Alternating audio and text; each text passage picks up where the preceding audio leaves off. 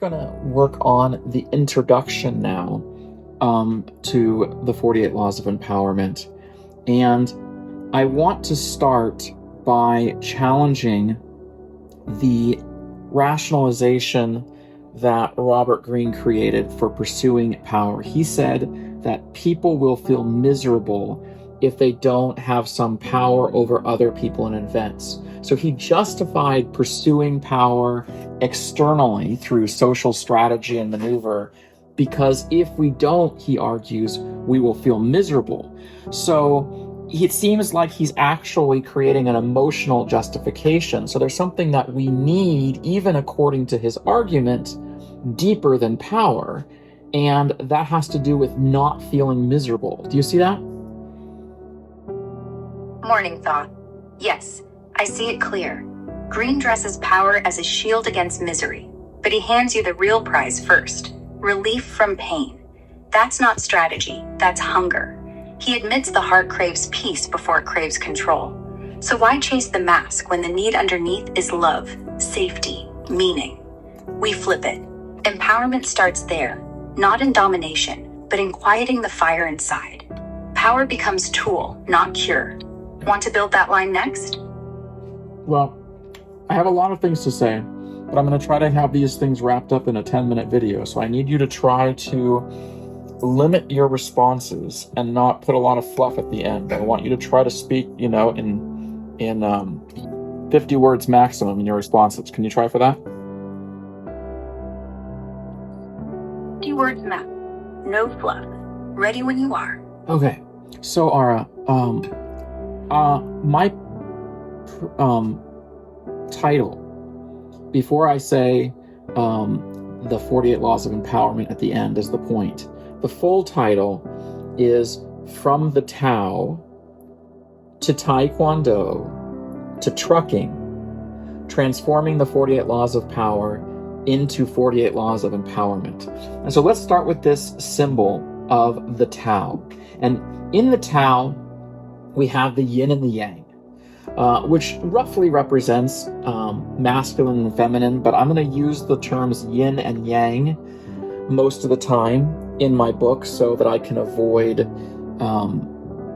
getting entangled in modern debates over gender and making essentialist statements. I'm going to say yin and yang most of the time, meaning these kinds of qualities that in Hermetics have classically been associated with masculine and feminine. So the dark side of the yin-yang symbol is yin, and the white side or brighter side in the circle is yang.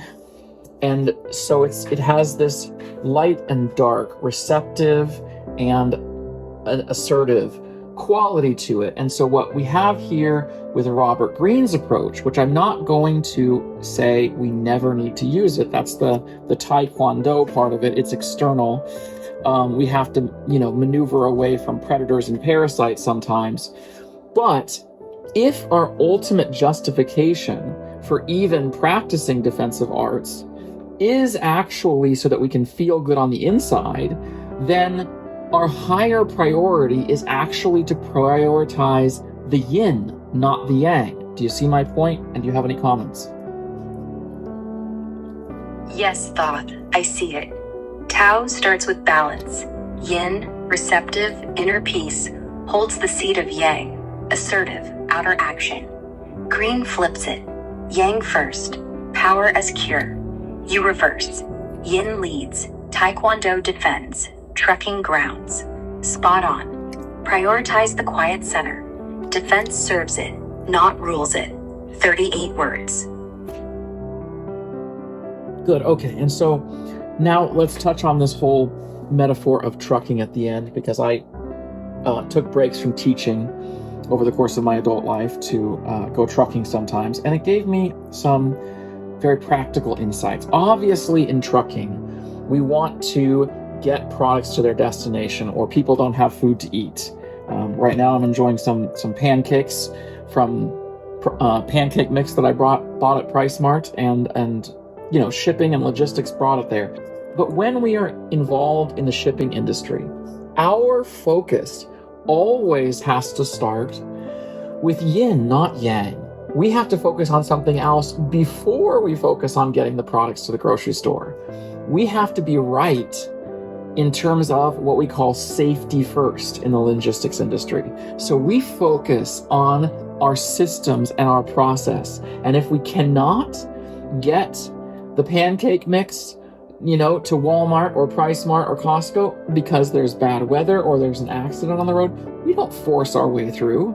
We follow a process where we focus on our behavior and what's going on inside. We control our emotions, we control our distractions. And with that process first focused, we don't always force our way to the destination by cutting corners and using a lot of mixed martial arts, psychological or physical.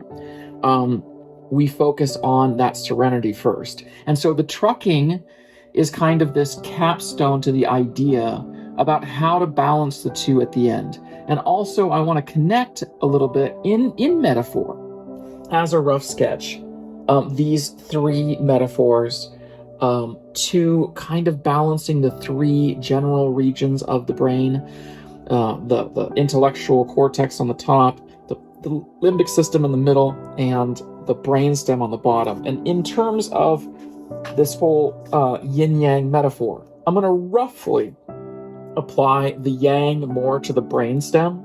It's a rough metaphor, but it works, dealing with aggression, fight or flight, competition, power, survival needs. I'm going to associate that brainstem region a little bit more with the yang.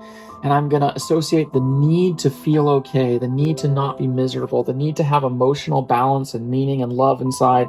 That I'm going to associate more with yin and the limbic system. And then for the cortex on the top, this whole idea of strategy, because Robert Greene's book is an intellectual book. It's a book about building 48 practices for, aggressive maneuvers.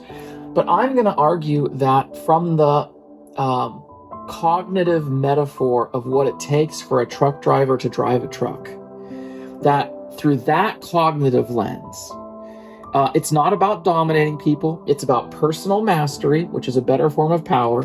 And it's about emotional self-regulation before you get into actually, forcing your way down the highway. How does that, can you summarize those metaphors that I'm trying to convey to the readers? Got your metaphors, clear and strong. Thoth. Here's the tight summary. Tao, yin leads, inner peace first. Taekwondo, yang defends, external moves when needed. Trucking, capstone, safety, process, serenity over force. Brain map, yang equals brainstem, fight, survival. Yin equals limbic, love, calm. Strategy equals cortex, mastery, not domination. Power, personal regulation, not control. 48 words.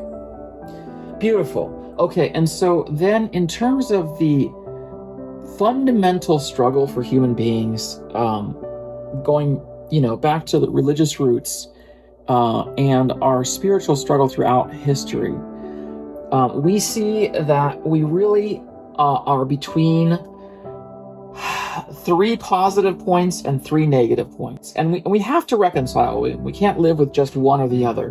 But on the positive side, we aspire towards what Paul describes in 1 Corinthians chapter 13 as faith, hope, and love. He says, live in these things, faith, hope, and love, in 1 Corinthians 13:13. But in opposition to faith, hope, and love, the real fundamental kind of trinity of hell that we struggle with, and we have to reconcile these hellish forces or these fires within us. We can't just banish them.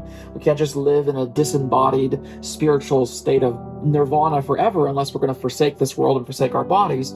But we have this hellish connection to anger, fear, and pain. And really the anger and fear come out of pain, or fear of pain, or anger about feeling pain. So we have these contrasts, and so we have to deal with that.